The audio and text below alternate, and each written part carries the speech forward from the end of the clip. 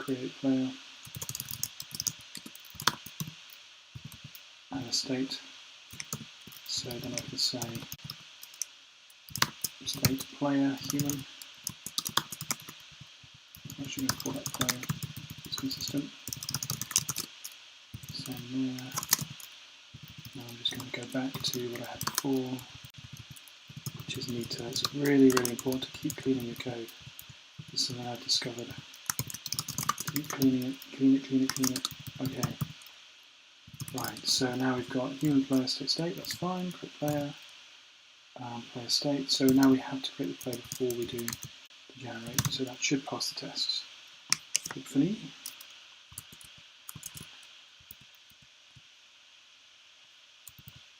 Thank you if you just stopped by, you're very welcome. Be really interested to know where you're from in the world, kind of figuring out what time to do these live streams. So if you have a particular time zone that you're from that you haven't let me know about before, that'd be really helpful, because there's a chance that I'll be able to, I'm more likely to come along at the times that people are interested in watching, if you see what I mean. So this kind of time of day is reasonably common for me to work on this game, but I also work on it very late at night, my time, like from between 11 and 2 in the morning sometimes. Okay, let's see. So if you're from a particular place in the world, do let me know, that'd be really cool. Just write in the chat window, that's probably the best thing. How do I generate the makefile? It's not actually a makefile, I'm using Ruby as the build system. I'll show you if you like. It's kind of rubbish. Basically, it's just a hacked together bunch of Ruby code that you can probably see there, yeah. Which is kind of cool, it kind of works, but this game, I should mention, is been in process of development for 3 years. So I've been developing it for a long time. I'm just fixing the bugs that I come across here. And so there we go. So kind of the tools have kind of grown in the process. If I was to do this again now, I'd probably use some sort of framework. I probably wouldn't necessarily write it in C++. I did start trying to write it in Ruby, and that failed horribly, because Ruby has a stop-the-roll garbage collector, which basically kills frame rate and makes it really glitchy. So I tried that. That didn't work so well.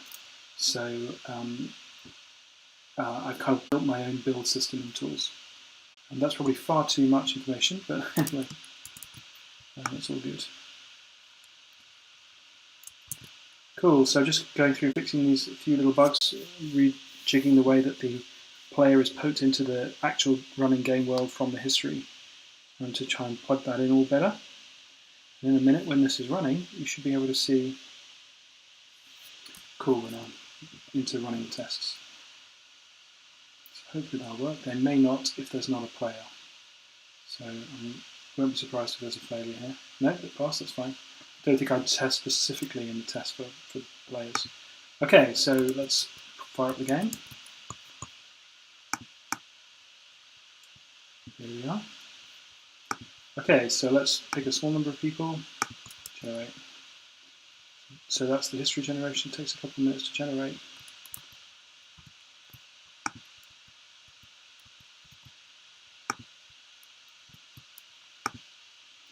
Okay, sadly we didn't have, because I've only chosen 10 people per city, we didn't get to anyone yet. Cool, yeah, a number of people come from Australia at this time. So thanks for stopping by.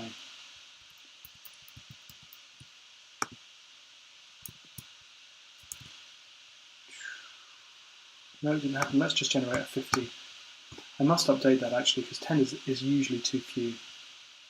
50 just takes a bit long. That's probably what you want for a full proper game, but and 100 just takes like 3 minutes to generate. Ever considered Java to write the game? Yeah, I thought about it. At the time, I'm from a AAA games background, so I spent the first 5 years of my career working on AAA games, so C++ was more of a comfort zone for me. Yeah, I love the fact that you get an insanely tight debug loop with Java. You know, you can see Notch doing some of the coding that he does. You really do get this incredible debug loop. And debug loop basically is the measurement and the metric of games progress. So I do like that. I don't mind Java. I've written big systems in Java before. I'm a contract programmer by profession, so I spend my time working for other people in various different languages, and I've spent lots of time in Java. Yeah, I would consider it. It's just not something I've worked on particularly. I think for the next game that I write, it's probably going to be WebGL and JavaScript. I think there's something really cool about that stuff. Right, let's have a look. Let's take these guys. Okay, Linda and Rodney. There's like something from Only Fools and Horses. Okay, let's step through. Terry, we've got here. To Rodney and Linda. He's more like his mum. Oh, and then Rodney died when he was 4. That's pretty sad. Let's just scoot through here. Then move to Mars for Linda's job. He went to Starfleet as well. Cool, became an ensign. Nice. Moved to Callisto. That was the planet I was showing you earlier. Yeah, makefiles are a pain to manage, you're right. But unfortunately, my hokey rake files are also a pain to manage. Okay, so hasn't made any friends yet. Surprising. Cool, anyway, we've started the game. So, in theory, there shouldn't be... Hooray! Oh no, there is. Oh, for goodness sake. Go away. Destroy that stupid ship. Yeah. Okay. Anyway, I didn't know there was anyone in that, which is kind of annoying. So, let's see. The cool thing about this is that all of these people here, see if I can find some, just boost the engines. All of these people here are generated by the game. So these are freelance traders, these guys flying past, and because their career path has taken them to freelance trading.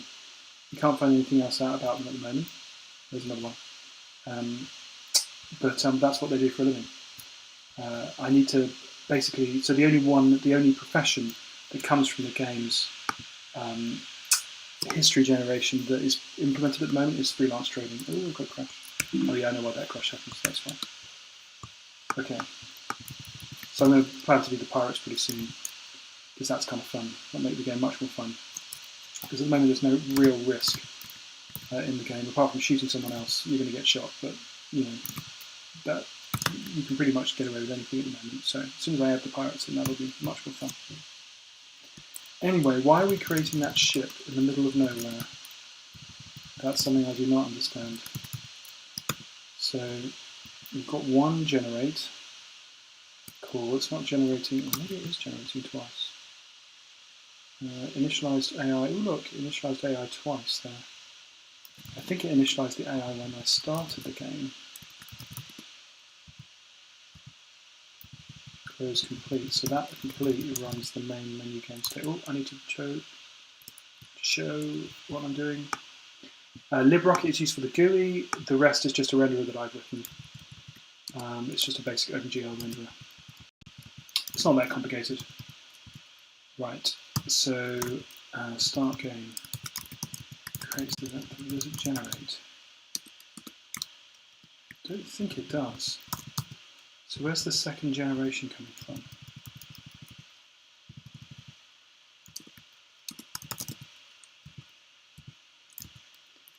It's definitely generating the AI twice. You can see that here, because it's done IO and then it does that one again. So at what point, let's just run the game again quickly. At what point did it generate both of those? I'm pretty sure I saw it do it. What was the step sequence of events that caused it to generate the world twice? Because the problem is it's generating the player once and then it's generating them again. Let's choose these people and zoom through them. Goes on the moon, Michelle dies. People die really young in this game, I need to fix that. They have children late and they die young. Not so cool. Right, so, right. Yeah, it's already done it twice before I hit start game. So, that's weird. So it's nothing to do with the generator. When I hit the start game button, no it's not, it's here. So when the player creation is completed, oh, what if that's been called twice? Right, if year is end year complete player creation, Everyone else is calling that. No, it doesn't look like it. So if new is greater or equal to the ng, we complete the player creation at that point. And that just happens in the update. Yeah, because after the job is run. To be honest, that's probably something that should go in the history step. But if you hit it twice, yes, of course. If you hit the button twice, because you're tapping through it, you're more likely to get it happening twice.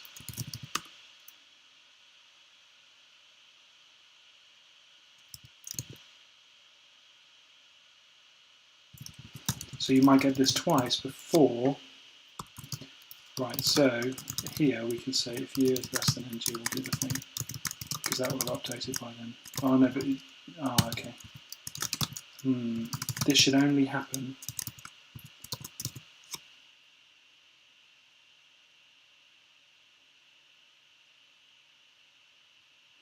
we shouldn't do a second history step, even if we hit the button before we get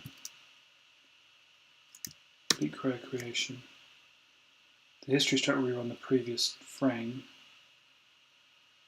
so that will create the player, and then it will hide the step button. Oh, so that's going to hide the step button before. I suppose we might have hit it twice.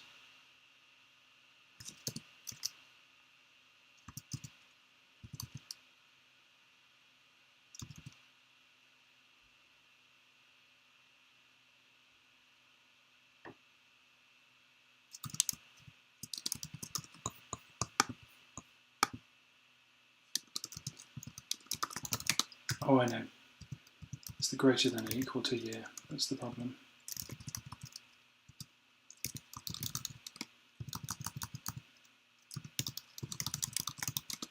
It's this. So let's just set it equal to ng. And it can only ever happen once and only once. Because as soon as we... Oh, hang on. Yeah, plus 1 equals. Because it's the next year we're doing. Okay. Right.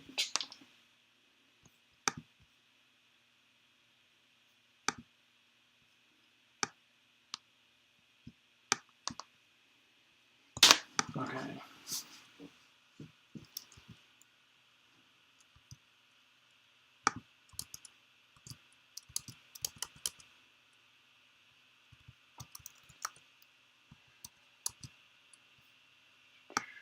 Okay, let's pull up, switch to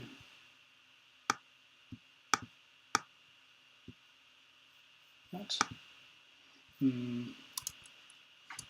Looks like I'm still not remembering to switch back to the game. Super annoying, huh? I probably need to just figure out how to fix that.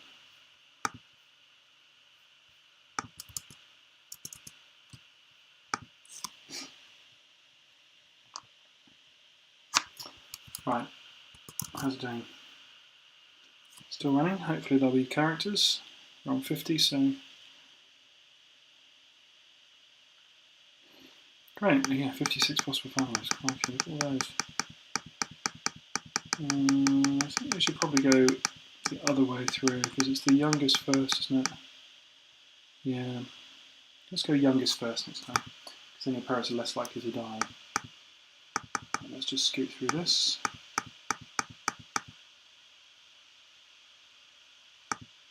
Oh, they're job fighting again. I hate it when they're job fighting. 20, 21, there we go. Ooh, look at that, it appeared again. That is wrong, and then if I hit stop again... Okay, so we can continue, that's interesting. Why did it appear again? Anyway, start game. Boom. Crash. Interesting. So, let's have a look.